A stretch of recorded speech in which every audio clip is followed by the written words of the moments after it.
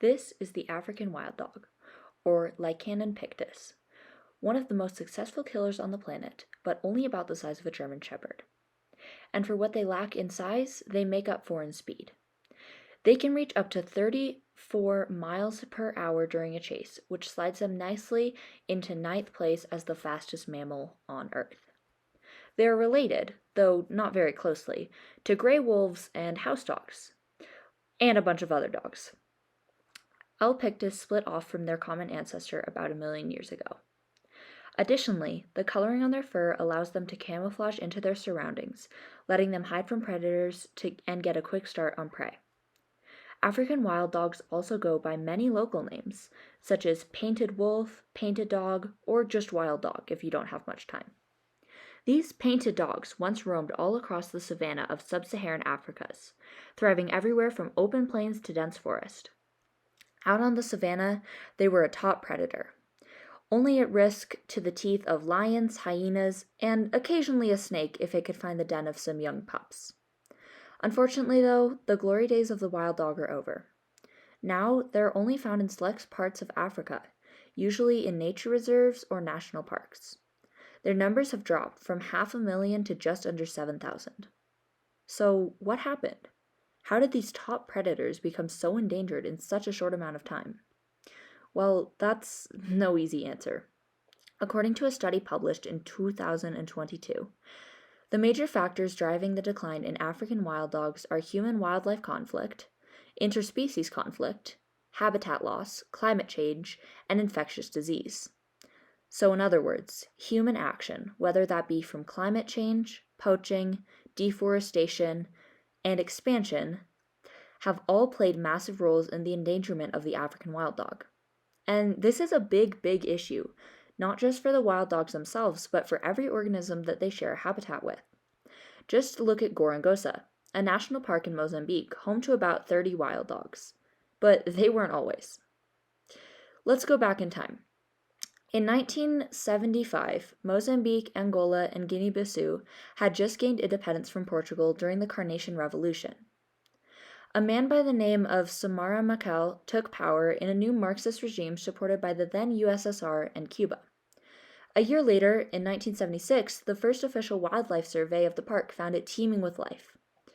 Hundreds of lions and thousands of zebras, buffalo, lions, elephants, and more. These findings are now considered the baseline for the park. But after just about 2 years of Machel's leadership, a rebellion erupted, starting a nearly 15-year conflict that took over 1,000,000 human lives. However, human lives weren't the only ones that were lost. Back in Gorongosa, violent battles were being fought over the parkland. It became a key battleground for many years and saw some of the bloodiest fighting of the war. The animals that had once roamed free were now facing a new problem. Hungry soldiers with no other options resorted to killing and eating anything that they could get their hands on. Poaching was also so widespread that some elephants began evolving to have no tusks. It was a disaster.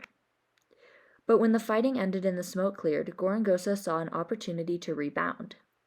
They hired 50 new staff, many of whom fought in the war, and began the lengthy process of rehabilitating the park. But early efforts worked well. A little too well. Herbivores were now at pre-war levels, with some species even having grown in their populations. But their natural predators like lions, hyenas, and dogs had not returned yet. The only big predator that was back in very small numbers were lions, and this was a huge problem. No predators to control the population meant that there was no control of the behavior of these usually skittish animals. This meant that they began to leave their usual dwellings for the open plains, where better food offered an enticing promise. There was nothing to discourage them from being out in the open, and soon a whole ecosystem was out of whack. That's when veterinarians, researchers, and ecologists put together a grand plan to save Gorongosa, which was on the brink of an ever closer disaster. They would be reintroducing the African wild dogs to Gorongosa in the hopes that they could help bring the ecosystem back into balance. So, in April of 2018, 14 dogs from one of the parks in South Africa were flown into Gorongosa. They were then let into a special enclosure called a boma for 8 weeks while they got to know each other before finally being released into the rest of the park. And the results? A resounding success. Within weeks of being reintroduced, Gorongosa had already begun to feel the positive effects. Prey began going back to their natural habitats and behaving in ways that were more typical for their species. The ecosystem was beginning to return to its former glory.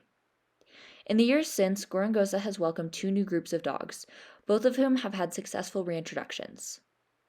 This shows us how important wild dogs are to the ecosystems, and how much an ecosystem can be thrown out of whack if the wild dogs aren't there to help support it. If you are interested in helping African wild dogs, you can check out gorongosa.com. If you're interested in learning more about wild dogs, you can also go to the PBS African Wild Dog Fact Sheet.